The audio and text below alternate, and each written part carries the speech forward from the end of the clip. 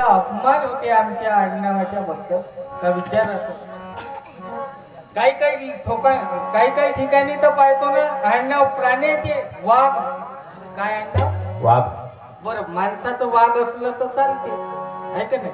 बरं वाघ आडनावाचा जर माणूस असला तर लोक त्याच्या बायकोले काय म्हणते? हा पाय बरोबर बोलला ती. एक बाई चांगली दागिन्याची बाई, दागिने तिच्या चांगली साडी गिडी आणि तिचं आडनाव टुकरे. आडनाव काय? तर दोन तीन बाया पाय दोन तीन बाया काय म्हणे पाय ते आली. कोण आली म्हणे?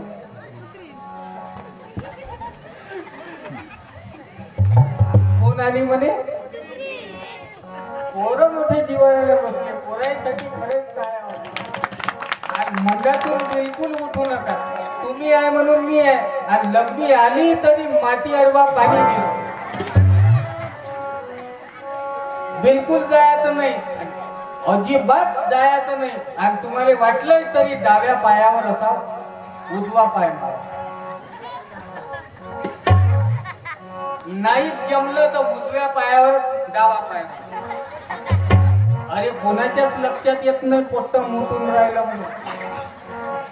आणि हाफपॅन्ट वालेले 33% सबसिडी. आणि खड्डा पडला की जवळची माती घ्या, माती अडवा पाणी जिरवा. तुझी घागर नळाला लाव, पाणी सुटायला लागलं. तुझी घागर नळाला लाव, पाणी सुटायला लागलं. तुझी घागर नळाला लाव, पाणी सुटायला लागलं. मी हे मनोरंजनातून आमचं प्रबोधन व्हावं आणि ह्या संतांचे विचार, महापुरुषांचे विचार आपल्या सगळ्यांना देत राहतो भाऊ. कारण या विचाराची गरज आहे. आता पुस्तकांची तर गरज आहे. बाबासाहेब आंबेडकरांनी पुस्तकासाठी बंगला बांधला आणि पुस्तकावर खूप प्रेम केलं भाऊ. माझे तरुण भाऊ आहेत, विद्यार्थी भाऊ आहेत. आपण जरूर हे पुस्तक वाचा. मामा देशमुख साहेबांचं शिवशाहीचं वाटपच केलं आमच्या गट्टमवार साहेबांनी. पुस्तक वाचा. मी तर या समितीच्या लोकांना पुन्हा सांगल, या कार्यकर्त्यांना, प्रकाश यादव आत्राम अध्यक्ष आहेत भाऊ, सोमेश्वर काय दुरुटकर उपाध्यक्ष आहे, मारुती पिंपळकर सचिव आहे, रणजित आहे का रजित आहे रणजित पिंपळकर, सतीश कांबळी, श्यामराव आत्राम, सूरज भोंगळे, पावर आडनाव, संजय गिरी, संजय सातपुते, सुरेश ठाकरे, संजय हुईके, संदीप पिंपळकर, भूषण आहे की भूषण नाही, राऊतवार, अमृत बोबडे, हे सगळे मंडळी आहे. याच्यासाठी टाळ्या वाजवून द्या.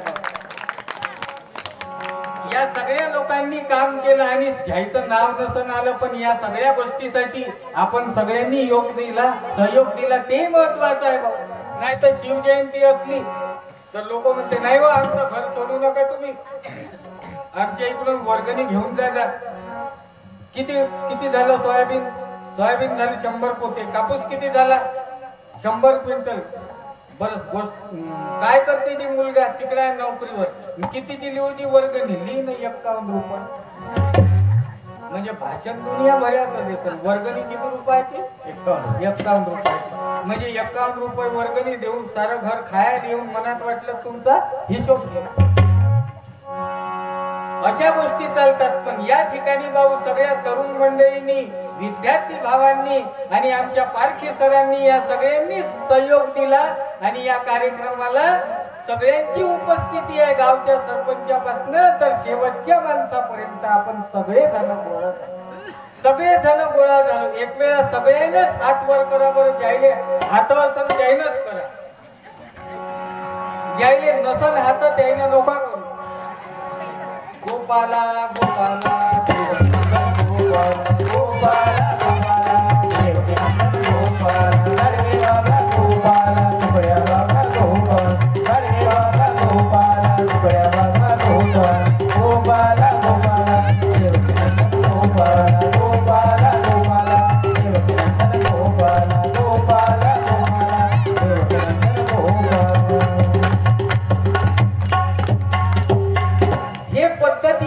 गाडगे बाबाची.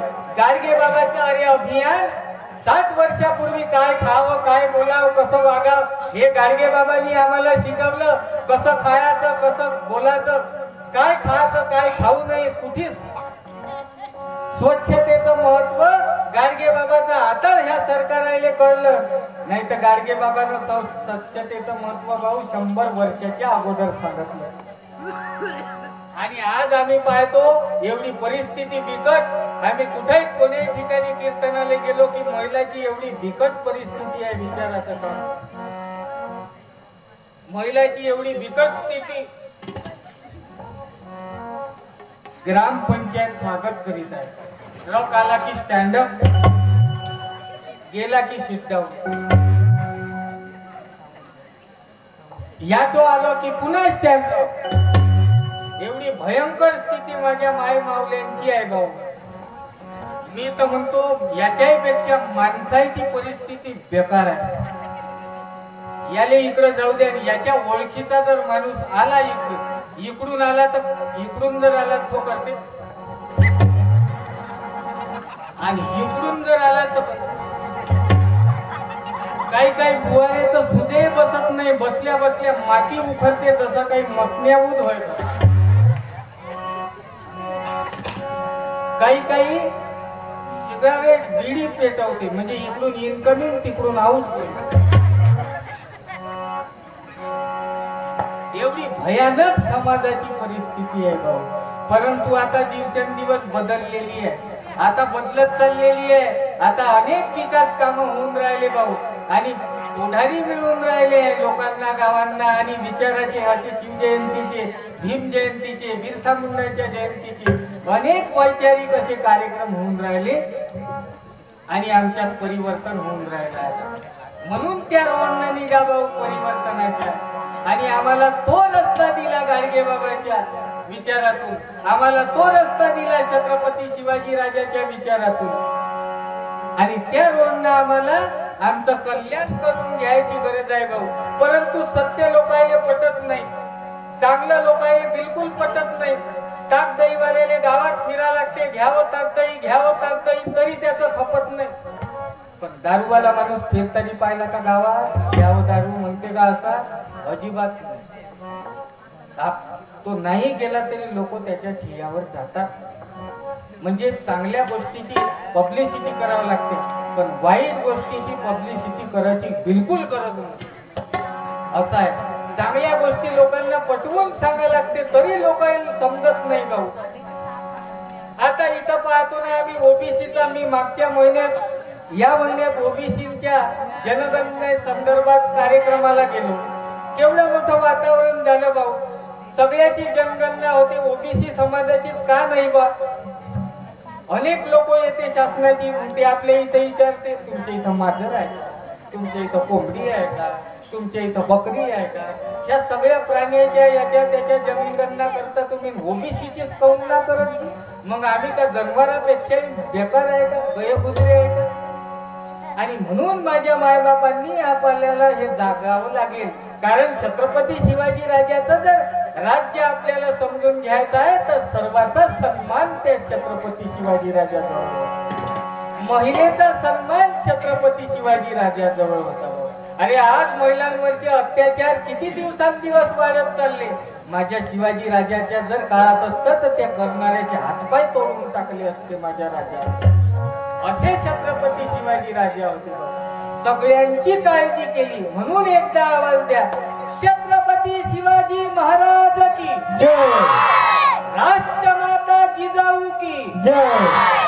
म्हणून त्या महापुरुषांची गरज आहे. पण लोकांना चांगलं आवडत नाही, चांगलं पटतच नाही. एका गावात भल्ली हेकड म्हातारी होती.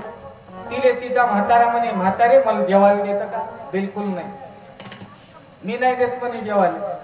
म्हातारे तू शेतात चालतं का? मी नाही येत शेतात. म्हातारे मला चहा देतं का? मी नाही देत चहा. मग म्हाताऱ्याला वाटलं का हिचं बजेट कसं करावं हिचं, हे तर आवरूनच नाही राहिली. मग म्हाताऱ्यानं उलट बोलणं सुरू केलं. म्हातारे मला चहाच नको देऊ. काऊन दे म्हणे, मी तर पहिले चहा देते तुम्हाला. म्हातारे मला जेवायलाच नाही पाहिजे म्हणे, काऊन दे, मी तर पहिलेच तुम्हाला जेवायला देते. म्हाताऱ्याला वाटलं आता जमलं बजेट. म्हातारे म्हणे शेतात येऊच नको म्हणे काऊनजी मी तर पहिले तुमच्या सोबत शेतात येतो. म्हातारे काही कामधंदा करूच नको म्हणे काऊनजी म्हणे मी तर पहिले कामधंदा करतो. म्हातारे म्हातारे चालूच नको म्हणे घरी. शांतता राखा बेटा, शांतता शांत शांतता बिलकुल आवाज नाही आला पाहिजे. म्हातारे म्हणे काही कामधंदा करूच नको काऊनजी म्हणे मी तर चांगली करतो. मग वावरात गेल्यावर भलता जोराचा पाणी आला, नाले ओढे सर्व भरून गेले आणि मग म्हातारा म्हणते म्हातारे चालूच नको बरोबर काऊनजी म्हणे मी तर चांगली चालतो. म्हणे म्हातारे बरोबर चालूच नको काऊनजी म्हणे मी तर चांगली चालतो. पुरातून जायला लागते बरं म्हातारे आपल्याला बरोबर चालू नको तू काऊनजी म्हणे मी तर चांगली चालतो. मग म्हातारीने एक बैल होता तिच्याजवळ म्हणे बरोबर त्याची शक्ती धरूच नको काऊनजी म्हणे मी तर चांगली धरतो. म्हातारे म्हणे त्याची शक्ती धरू नको बरं आपल्याला पुरातून जायला लागते म्हणे काऊनजी मी तर चांगली धरतो शक्ती, चांगली धरतो शक्ती. मग अर्ध्या पुरात गेला म्हातारे म्हणे तू शक्ती धरू नको बैलाची म्हणे काऊनजी मी तर चांगली धरतो. मग अर्ध्या पुरामध्ये गेल्यावर म्हातारा त्या हेकड बोलाची भाषा विसरला आणि बुढा म्हणते बुढीले अहो पक्की पकड शक्ती. तर बुढी म्हणते काऊन पकडीन रे बुढ्यान गेली वाहत. अशी आमची हेकड वृत्ती आहे. गाडगे बाबा गेले, तुकडोजी महाराज गेले, छत्रपती शिवाजी राजे गेले, सगळे प्रबोधनकार मंडळी गेले, शिक्षक मंडळी समोर आले, कर्ते मंडळी आले, हे कार्यकर्ते मंडळी आले भाऊ, तरी आमच्या डोक्यात प्रकाश पडलेला नाही. आणि म्हणून ते पुस्तक वाचा, म्हणून या संतांच्या कव्हरेज मध्ये या, म्हणून ग्रामगीतेकडे या, म्हणून घर घर में जाएंगे सबको जगाएंगे. टुकड़ोजी बाबा का संदेश सुनाएंगे, ग्राम गीता से बनेगा हर घर एक मंदिर, ग्राम गीता से बनेगा हर घर एक मंदिर.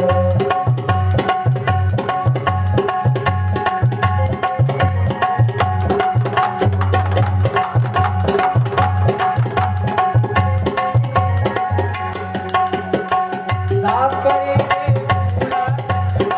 नहीं रहेगा रोग का कचरा, ग्राम गीता पर अमल करे तो उसने अपना जीवन सुधारा, उसी को सरकार गाए वो आदर्श कहाए, सुसंस्कार दिलाए घर परिवार सजाए.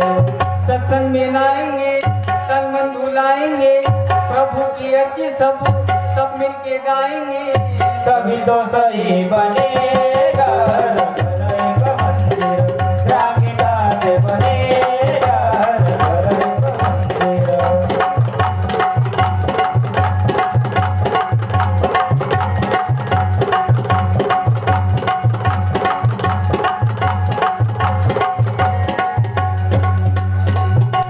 आणि म्हणून त्या संतांच्या विचाराची गरज आहे भाऊ. गाडगे बाबाचे विचार, तुकडोजी बाबाचे विचार. भाऊ राष्ट्रसंताचा आश्रम कोणे जिल्ह्यात आहे रे बेटा? पुस्तक देतो, हे घे. तुकडोजी महाराजाचा आश्रम कोणे जिल्ह्यात आहे मालूम कोणाले? माझ्या मावळ्यापैकी आहे. वर्धा आहे का चंद्रपूर आहे?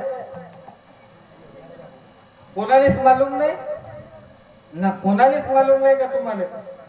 तुकडोजी महाराजाचा आश्रम कोणे जिल्ह्यात आहे? चंद्रपूर आहे का? वर्धा आहे का? अमरावती आहे का? नागपूर आहे? लाईफ नेम आहे इकडून चंद्रपूर. टाळी वाजवून देते त्यांच्यासाठी. कोण म्हटलं ते उभा आहे? काऊन?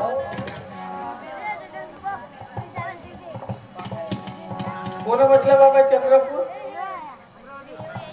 अमरावती म्हटलं. ते लहान लेकरू आहेत, तुम्ही आता त्याच्यावर आणून पाहिलं. वया माणसावर आपत. ये बेटा, ये पिंट्या इकडे पुस्तक घे. काय नाव तुझं?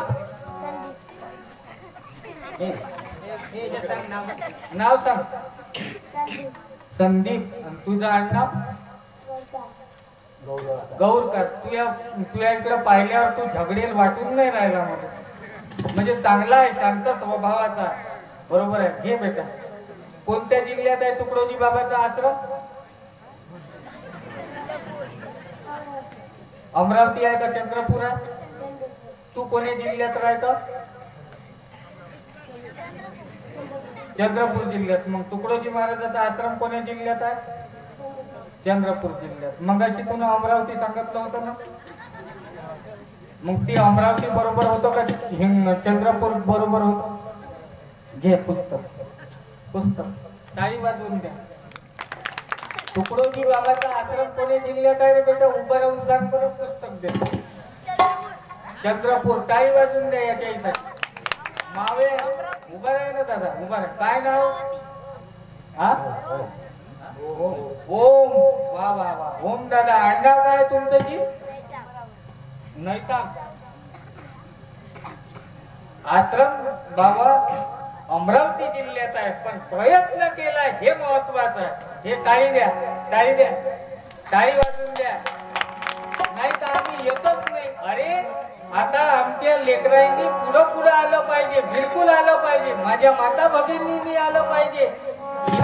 तुम्ही इथं वाचू नका ना, इथं बिलकुल नका वाचू. त्याचं पुस्तक त्याला देऊन द्या.